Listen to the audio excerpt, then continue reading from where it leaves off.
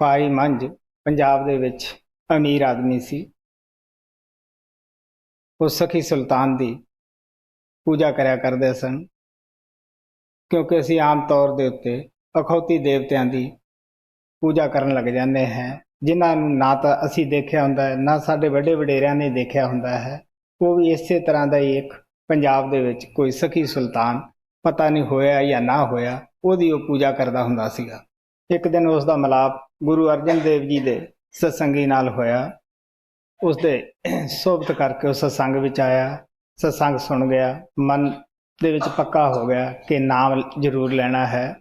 ਬੇਨਤੀ ਕੀਤੀ। ਮਹਾਰਾਜ ਜੀ ਕਹਿਣ ਲੱਗੇ, ਕਿਸ ਨੂੰ ਮੰਨਦਾ ਹੈ, ਤੂੰ ਕੀ ਕਰਮ ਕਾਂਡ ਕਰਦਾ ਹੁੰਦਾ ਹੈ? ਉਹਨੇ ਦੱਸਿਆ, ਜੀ ਘਰੇ ਸਖੀ ਸੁਲਤਾਨ ਦਾ ਮਸਜਿਦ ਵੀ ਬਣਾਈ ਹੈ, ਉਹਦਾ ਥਾਨ ਵਗੈਰਾ ਬਣਾਇਆ ਹੋਇਆ ਹੈ। ਮਹਾਰਾਜ ਜੀ ਕਹਿੰਦੇ ਵੀ ਪਹਿਲਾਂ ਉਸ ਨੂੰ ਤੂੰ ਸਾਫ਼ ਕਰਿਆ, ਫਿਰ ਤੈਨੂੰ ਮੈਂ ਨਾਮ ਦੇਵਾਂਗਾ। ਘਰੇ ਆਇਆ, ਉਸ ਨੂੰ ਢਾਉਣ ਲੱਗ ਗਿਆ। ਲੋਕ ਆ ਕੇ ਉਸ ਨੂੰ ਕਹਿਣ ਲੱਗੇ, ਦੇਖ ਬਈ ਤੂੰ ਇਸ ਨੂੰ ਢਾਉਣਾ ਹੈ, ਸਖੀ ਸੁਲਤਾਨ ਤੇਰਾ ਨੁਕਸਾਨ ਕਰੇਗਾ। ਉਹ ਕਹਿਣ ਲੱਗਿਆ, ਮੈਨੂੰ ਇਹਨਾਂ ਗੱਲਾਂ ਦੀ ਕੋਈ ਚਿੰਤਾ ਨਹੀਂ, ਮੈਨੂੰ ਨਾਮ ਮਿਲ ਜਾਵੇ। ਕੁਝ ਦਿਨ ਹੋਏ, ਘਰ ਅੰਦਰ ਨੁਕਸਾਨ ਹੋਣਾ ਸ਼ੁਰੂ ਹੋਇਆ। ਹਾਲਾਂਕਿ ਨੁਕਸਾਨ ਸਾਡੇ ਆਪਣੇ ਹੀ ਕਰਮਾਂ ਦਾ ਹੁੰਦਾ ਹੈ, ਲੇਕਿਨ ਵਹਿਮਾਂ ਭਰਮਾਂ ਵਾਲੇ ਲੋਕ ਜਿਹੜੇ ਹੁੰਦੇ ਆ, ਸਮਾਜ ਵਾਲੇ, ਉਹ ਕਦਮ ਔਖਾ ਹੱਥ 'ਚੋਂ ਜਾਣ ਦਿੰਦੇ ਆ। ਸਭ ਇਹ ਕਹਿਣ ਲੱਗ ਪਏ ਕਿ ਤੂੰ ਸਖੀ ਸੁਲਤਾਨ ਦਾ ਥਾਨ ਢਾ ਦਿੱਤਾ ਹੈ ਤਾਂ ਤੇਰਾ ਨੁਕਸਾਨ ਹੁੰਦਾ ਹੈ, ਤੂੰ ਦੁਬਾਰੇ ਬਣਾ ਦੇ, ਇਹ ਫੇਰ ਠੀਕ ਹੋ ਜਾਏਗਾ। ਉਹ ਕਹਿਣ ਲੱਗਾ, ਦੇਖ ਬਈ ਇਹ ਨੁਕਸਾਨ ਜੋ ਕੁਛ ਹੈ, ਇਹ ਮੇਰੇ ਆਪਣੇ ਹੀ ਕਰਮਾਂ ਦਾ ਫਾਇਦਾ ਹੈ, ਆਪਣੇ ਹੀ ਕਰਮਾਂ ਦਾ ਨੁਕਸਾਨ ਹੈ। ਮੈਂ ਹੁਣ ਜੋ ਪਹਿਲਾ ਪਾਪ ਕਰ ਲਿਆ, ਹੁਣ ਇਹ ਪਾਪ ਨਹੀਂ ਕਰੂੰਗਾ। ਨਾਮ ਦੀ ਬੇਨਤੀ ਕੀਤੀ, ਸਤਸੰਗ ਵਿੱਚ ਆਇਆ, ਗੁਰੂ ਅਰਜਨ ਦੇਵ ਨੇ ਨਾਮ ਦੇ ਦਿੱਤਾ। ਲੇਕਿਨ ਜਿਹੜੇ ਕੋਈ, ਇਹ ਹੁਣ ਗੁਰੂ ਦੀ ਮੌਜ ਹੈ ਕਿ ਮੈਂ ਇਸ ਨੂੰ ਕਿਸ ਤਰ੍ਹਾਂ ਸਾਫ਼ ਕਰਨਾ ਹੈ। ਗੁਰੂ ਅਰਜਨ ਦੇਵ ਨੇ ਵੀ ਉਸ ਨੂੰ ਕਸੌਟੀ ਤੇ ਰੱਖ ਦਿੱਤਾ। ਇੱਕ ਦਿਨ ਚਿੱਠੀ ਕਿਸੇ ਸਿੱਖ ਦੇ ਹੱਥ ਭੇਜ ਦਿੱਤੀ ਕਿ ਇਸ ਦੀ ਨਜ਼ਰ 20 ਰੁਪਏ ਹੈ, ਤੂੰ ਜਾ ਕੇ ਲੈ ਕੇ ਆ।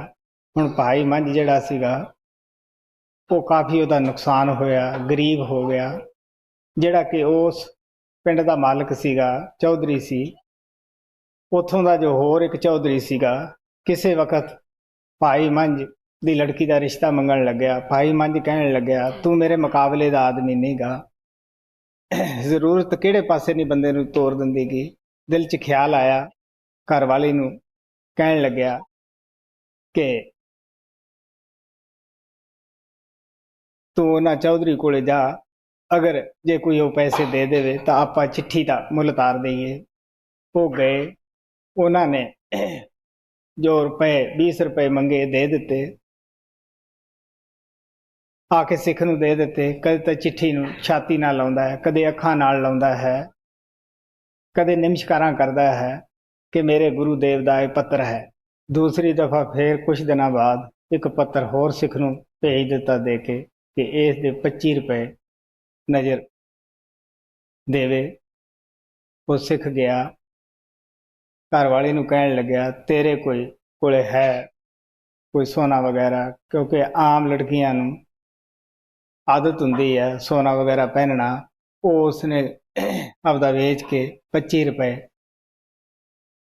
ਪੱਤਰ ਦੀ ਨਜ਼ਰ ਦਿੱਤੇ, ਔਰ ਉਸ ਪੱਤਰ ਦੇ ਵਿੱਚ ਲਿਖਿਆ ਸੀਗਾ ਕਿ ਜੋ ਵੀ ਕਾਰੋਬਾਰ ਕਰਦਾ ਛੱਡ ਕੇ ਤੂੰ ਦਰਬਾਰ ਵਿੱਚ ਹਾਜ਼ਰ ਹੋ, ਇੱਥੇ ਆ ਕੇ ਸੇਵਾ ਕਰ। ਸ਼ਰਧਾ ਬੜੀ ਸੀ, ਪਹਿਲੇ ਪੱਤਰ ਦੀ ਤਰ੍ਹਾਂ ਹੀ ਕਦੇ ਉਹਨੂੰ ਛਾਤੀ ਨਾਲ ਲਾਉਂਦਾ ਹੈ, ਕਦੇ ਅੱਖਾਂ ਨਾਲ ਲਾਉਂਦਾ ਹੈ, ਕਦੇ ਨਮਸਕਾਰ ਕਰਦਾ ਹੈ। ਫੁੱਲਿਆ ਨਹੀਂ ਸਮਾਉਂਦਾ ਕਿ ਮੇਰੇ ਗੁਰੂ ਦੇਵ ਦਾ ਪੱਤਰ ਆਇਆ ਹੈ। ਆਇਆ ਰੋਜ਼ ਲੰਗਰ 'ਚ ਸੇਵਾ ਕਰਿਆ ਕਰੇ, ਜੋ ਭਾਂਡੇ ਮਾਂਜੇ, ਹੋਰ ਵੀ ਜੋ ਕੋਈ ਲੰਗਰ ਦੀ ਸੇਵਾ ਹੁੰਦੀ ਹੈ ਉਹ ਕਰਿਆ ਕਰੇ ਬੜੇ ਦਿਲ ਦੇ ਨਾਲ। ਇੱਕ ਦਿਨ ਗੁਰੂ ਅਰਜਨ ਦੇਵ ਜੀ ਕੁਛ ਸਿੱਖਾਂ ਨੂੰ ਪੁੱਛਣ ਲੱਗੇ ਕਿ ਭਾਈ ਮੰਝ ਕੀ ਕਰਦਾ ਹੈ? ਕਿ ਜੀ ਉਹ ਤਾਂ ਬੜਾ ਪ੍ਰੇਮੀ ਹੈ, ਲੰਗਰ ਦੀ ਬੜੀ ਸੇਵਾ ਕਰਦਾ ਹੈ, ਭਾਂਡੇ ਵੀ ਮਾਂਜਦਾ ਹੈ, ਤੱਪੜ ਵੀ ਵਿਛਾਉਂਦਾ ਹੈ, ਹੋਰ ਵੀ ਜੋ ਕੋਈ ਸੇਵਾ ਇੱਥੇ ਹੁੰਦੀ ਹੈ, ਕੋਈ ਕਰੇ ਜਾਂ ਨਾ ਕਰੇ, ਉਹ ਜ਼ਰੂਰ ਕਰਦਾ ਹੈ। ਉਹ ਕਹਿੰਦੇ, ਉਹ ਖਾਣਾ ਕਿੱਥੋਂ ਖਾਂਦਾ ਹੈ? ਕਿ ਵੀ ਖਾਣਾ ਤਾਂ ਕਿ ਜੀ ਲੰਗਰ 'ਚੋਂ ਹੀ ਖਾਂਦਾ ਹੈ। ਉਹ ਕਹਿੰਦੇ, ਇਹ ਤਾਂ ਫਿਰ ਮਜ਼ਦੂਰੀ ਕਰਦਾ ਹੈ। ਇਹ ਉਹਨਾਂ ਦੀ ਪਤਨੀ ਸੁਣ ਰਹੀ ਸੀਗੀ। ਭਾਈ ਮੰਝ ਨੂੰ ਦੱਸਿਆ ਕਿ ਗੁਰੂ ਅਰਜਨ ਦੇਵ ਜੀ ਇਸ ਤਰ੍ਹਾਂ ਬਾਤ ਕਰਦੇ ਸਨ। ਉਸ ਦਿਨ ਤੋਂ ਭਾਈ ਮੰਝ ਨੇ ਆਪਣਾ ਹੋਰ ਟਾਈਮ ਲਾਉਣਾ ਸ਼ੁਰੂ ਕੀਤਾ, ਜਿਹਦੇ ਵਿੱਚ ਉਹ ਦਿਨੇ ਲੱਕੜੀਆਂ ਚੁੱਕ ਕੇ ਲਿਆ ਕਰੇ ਕਿ ਮੈਂ ਹੋਰ ਜ਼ਿਆਦਾ ਸੇਵਾ ਕਰਾਂ, ਤਾਂ ਕਿ ਮੈਂ ਲੰਗਰ ਦਾ ਬੋਝਾ ਨਾ ਆਪਦੇ ਸਿਰ ਤੇ ਉਠਾਵਾਂ। ਪੇਟੋਂ ਭੁੱਖਾ ਸੀਗਾ, ਝੱਖੜ ਆਇਆ, ਰਾਤ ਦਾ ਟਾਈਮ ਸੀਗਾ, ਲੱਕੜੀਆਂ ਦਾ ਬੋਝਾ ਸਿਰ ਤੇ ਸੀਗਾ। ਉਹ ਇੱਕ ਡਲ ਦੇ ਵਿੱਚ ਗਿਰ ਗਿਆ, ਖੜਾਕ ਹੋਇਆ, ਪਤਾ ਲੱਗਿਆ ਕਿ ਭਾਈ ਮੰਝ ਗਿਰ ਗਿਆ ਹੈ। ਹੁਣ ਤੁਹਾਨੂੰ ਪਤਾ ਹੈ ਕਿ ਗੁਰੂ ਬੇਖਬਰ ਨਹੀਂ ਹੁੰਦਾਗਾ। ਬੁੱਲੇ ਨੇ ਕਿਹਾ, ਗੁਰੂ ਜੋ ਚਾਹੇ ਸੋ ਕਰਦਾ ਹੈ, ਗੁਰੂ ਖਾਲੀ ਭਾਂਡੇ ਭਰਦਾ ਹੈ। ਇਹ ਹੁਣ ਉਹਦੀ ਮੌਜ ਸੀ। ਸੰਗਤ ਨੂੰ ਕਿਹਾ, ਜਲਦੀ ਰੱਸੇ ਲੈ ਕੇ ਭੱਜੋ, ਭਾਈ ਮੰਝ ਨੂੰ ਨਿਕਾਲੋ। ਜਦੋਂ ਰੱਸੇ ਲੈ ਕੇ ਗਏ, ਆਪੋ ਆਪਣਾ ਖਿਆਲ ਹੁੰਦਾ ਹੈ, ਰੱਸੇ ਵਗਾਏ। ਇੱਕ ਪ੍ਰੇਮੀ ਕਹਿਣ ਲੱਗਿਆ, ਤੂੰ ਜਲਦੀ ਦੇਣੇ, ਲੱਕੜਾਂ ਜਿਹੜੀਆਂ ਹਨ ਇਹ ਤਾਂ ਸਿਰ ਤੋਂ ਪਰੇ ਸਿੱਟ ਦੇ, ਕਿਉਂਕਿ ਭਾਈ ਮੰਝ ਲੱਕੜਾਂ ਜੇ ਸਿਰ ਤੇ ਚੁੱਕੀ ਖੜਾ ਸੀ ਕਿ ਭਿੱਜ ਨਾ ਜਾਣ। ਉਹ ਕਹਿੰਦਾ, ਤੂੰ ਲੱਕੜਾਂ ਪਰੇ ਸਿੱਟ, ਛੱਡ ਇਹ ਜੇ ਤੂੰ ਗੁਰੂ ਨੂੰ। ਉਹ ਕਹਿੰਦਾ, ਤੁਸੀਂ ਗੁਰੂ ਨੂੰ ਕੁਛ ਨਾ ਆਖੋ, ਪਹਿਲਾਂ ਸੁੱਕੀਆਂ ਲੱਕੜਾਂ ਉਹਦੇ ਲੰਗਰ ਵਾਸਤੇ ਬਾਹਰ ਨਿਕਾਲੋ, ਮੈਂ ਫੇਰ ਨਿਕਲੂੰਗਾ। ਉਸੇ ਤਰ੍ਹਾਂ ਹੀ ਕੀਤਾ, ਪਹਿਲਾਂ ਲੱਕੜਾਂ ਨਿਕਾਲੀਆਂ, ਫੇਰ ਭਾਈ ਮੰਝ ਬਾਹਰ ਆਇਆ। ਗੁਰੂ ਅਰਜਨ ਦੇਵ ਨੇ ਉਸ ਨੂੰ ਫੜ ਕੇ ਆਪਣੀ ਛਾਤੀ ਨਾਲ ਲਾ ਕੇ ਅੱਖਾਂ ਵਿੱਚ ਅੱਖਾਂ ਪਾਈਆਂ, ਭਰਪੂਰ ਕਰ ਦਿੱਤਾ। ਕਹਿਣ ਲੱਗੇ, ਮੰਝ ਪਿਆਰਾ ਗੁਰੂ ਕੋ, गुरु मंझ प्यारा, मंझ जगत का बोह, मंझ गुरु का बोह था जग लंघन हारा। जिन्हों भी अखे नाम देवेगा मैं उसकी संभाल करूँगा। जिस जगह यह वाक़ा होया उत्थे अजकल गुरुद्वारा बनया होया है, भाई मंझ वाला खूह गुरुद्वारे का नाम रखा होया है। प्यारे बच्चों और प्रेमी भाई बहनों, जो बाबा जी ने भी स्टोरी बताई है, हालांकि हमने सबने बहुत बार सत्संग में सुनी है, लेकिन फिर भी मैं उसको हिंदी में कहने की कोशिश कर रहा हूँ। भाई मंझ पंजाब का एक अमीर आदमी था। वह सखी सुल्तान की पूजा किया करता था। बाबा जी ने जैसे बताया कि किसी भी ऐसी जगह को मानते जिसके बारे में उनको पता भी नहीं होता, लेकिन एक रीति रिवाज बना होता, उसी हिसाब से वो भी ऐसी पूजा करते थे।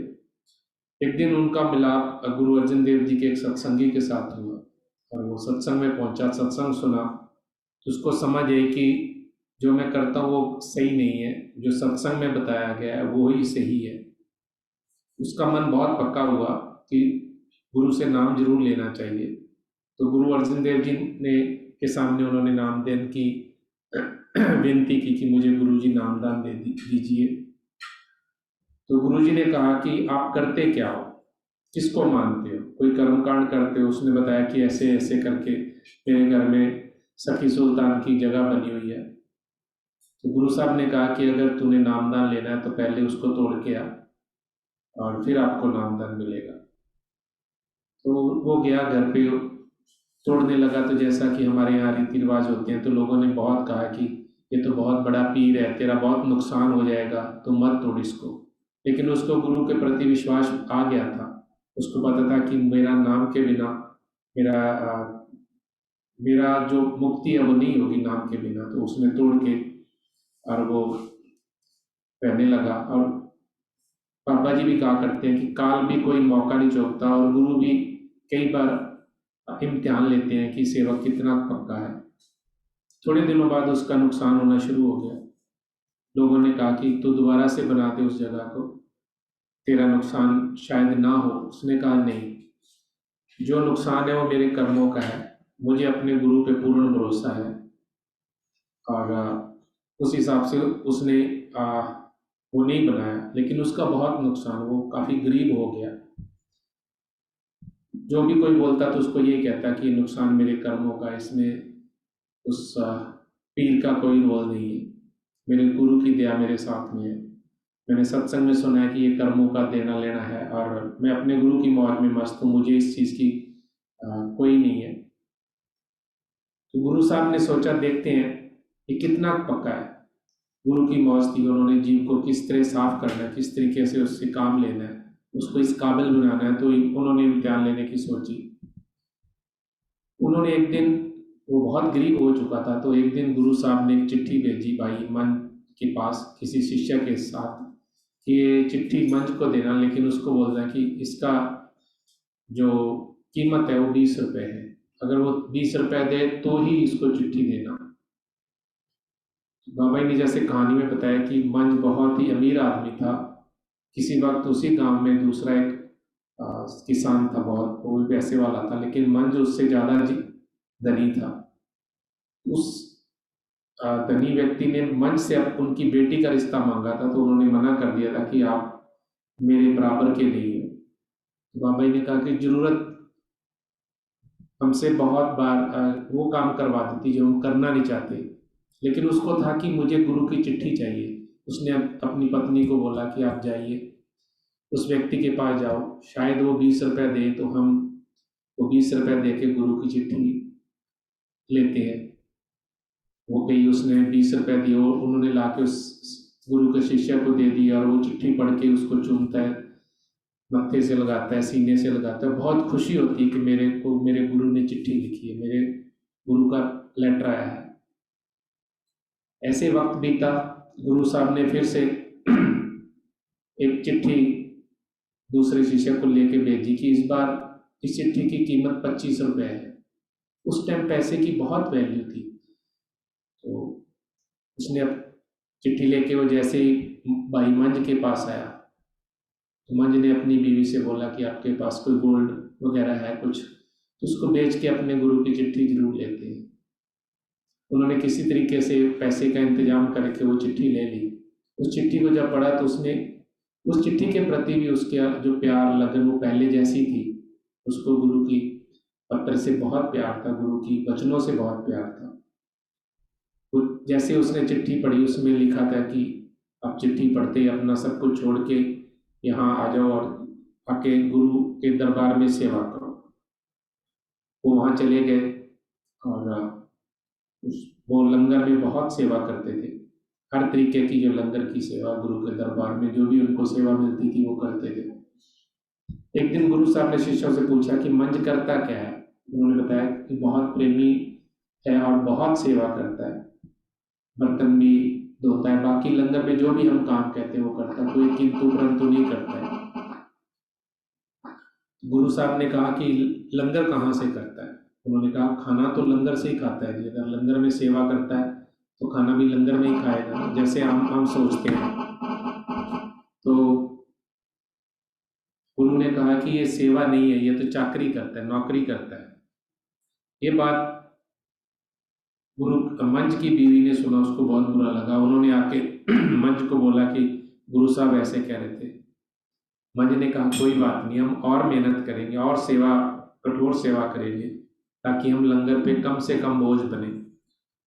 वो जंगल में जाके लकड़ियां काट के लाते थे लंगर के लिए, ताकि मैं ज़्यादा सेवा करूं और मैं लंगर पे बोझ ना रहूं।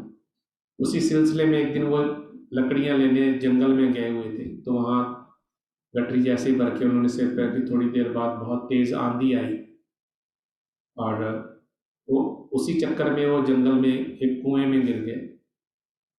तो गुरु साहब अपने सेवक के बारे में अगर वो उनसे उनकी टेस्ट लेते हैं या इम्तिहान लेते हैं, तो गुरु जैसे वो कुएं में गिरे, गुरु बेखबर नहीं होते, उनको सब पता है होता है कि मेरे सेवक किस पोजीशन में है। हम चाहे फरियाद करें ना करें, हम याद करें ना करें, गुरु हमेशा अपने सेवक की देख रेख रखते हैं, उनको निगाह में ही होता है सब कुछ।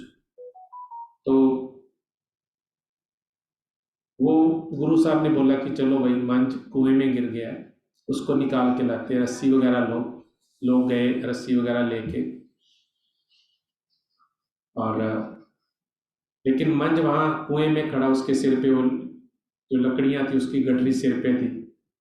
तो लोगों ने रस्सा नीचे किया और बोला कि मंज रस्सी लकड़ियां फेंक दो, और बहुत हो गया, गुरु साहब ने बहुत इंतजाम ले लिया, कोई ज़रूरत नहीं ऐसे गुरु की।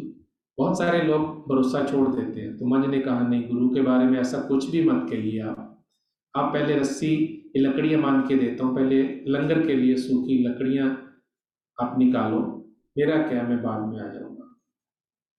इस तरीके से उसने लकड़ियां बाहर निकाली और फिर मंज बाहर निकला। तो गुरु साहब ने जैसे ही मंज बाहर आया, गुरु साहब ने पकड़ के उसे अपने सीने से लगा लिया, आंखों में आंखें डाल के भरपूर जो दया जैसे संत करते हैं, उन्होंने वो दया मंच पे की और उन्होंने फिर ये भी कहा कि मंज प्यारा गुरु को, गुरु मंज प्यारा, मंज गुरु का बोय था, जग लंघनहारा। उन्होंने कहा कि मंज जिसको भी नामदान देगा मैं उसकी संभाल करूंगा। जिस जगह गुरुद्वारा, वहाँ भी गुरुद्वारा भी बना है, जो वो कुआं है, मेरे को याद है कि शायद मैंने भी वो देखा है, और वहाँ गुरुद्वारा भी बना और वो कुआं भी उन्होंने ऊपर से उसको कवर करके रखा हुआ है। मंज की कहानी से हमें बहुत शिक्षा मिलती है, हर सत्संगी के लिए बहुत जरूरी है कि गुरु हमसे बहुत प्यार करते हैं, हमें अपने गुरु पे विश्वास करना चाहिए, चाहे कैसी भी मुसीबत आए। हालांकि मैं हमेशा कहता हूँ कि जो महान गुरुओं ने ये कहानी हम सुनते हैं, जब बाबा जी ने सत्संगों में सुनाई है, पिछले आप परम संतों की जितने भी शिष्यों की स्टोरियां हैं, उन्होंने बहुत बहुत मेहनत की थी, वो बहुत अच्छे सत्संगी थे, बहुत भजन करने वाले सत्संगी थे। हम उनके मुकाबले रत्ती भर भी नहीं है, हमारी कोई करनी नहीं, हम लोगों में हजारों कमियां हैं, लेकिन उन गुरुओं के शिष्यों की अगर हम बात सुनते हैं, अगर उनकी जगह हम होते तो शायद हम सोच भी नहीं सकते कि जो उन्होंने किया है। गुरु हमें जब भी गुरु हम पे मुसीबत आती है तो ये मानिए कि गुरु की मौज में है, और हमें उसको एक टेस्ट समझ के गुरु पे भरोसा करते हुए, सिमरन करते हुए वो बुरे वक्त से निकलने की कोशिश करनी चाहिए।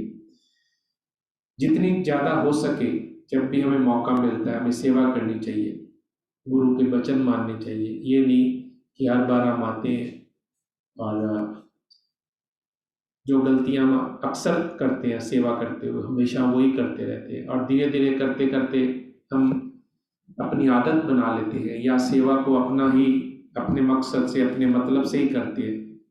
बाबा जी ने जैसे कहा कि हम बहुत बार दूसरे प्रेमियों की बात ही नहीं सुनते, उनकी बात भी नहीं मानते, अपनी ही मर्जी करते। हमेशा जब भी हमें गुरु के दरबार में, गुरु के लंगर में, गुरु की संगत की कहीं भी सेवा करने का मौका मिले, मैं हमेशा ये याद दिलाने की कोशिश करता हूँ, जैसे बाबा जी ने कहा कि गुरु की सेवा को पूजा समझ के करें, गुरु की दया समझे कि उन्होंने हमें मौका दिया है। सेवा छोटी बड़ी नहीं होती, जो भी हमें ड्यूटी मिली है उसे पूजा समझ के करें, दिल लगा के करें, दूसरों से प्यार करते हुए, दूसरों की इज्जत करते हुए, संगत के साथ सबसे प्यार करते हुए अगर हम सेवा करेंगे तो कोई दोहराई नहीं है कि गुरु हम पे अपार दया करेंगे। हमेशा बाबा जी की दया की वजह से ही हम लोग हैं, इसलिए जो भी हमें मौका मिला इन स्टोरियों से हमें प्रेरणा लेनी चाहिए और अपने गुरु के अनुसार सेवा में कोई कोताही नहीं बरतनी चाहिए।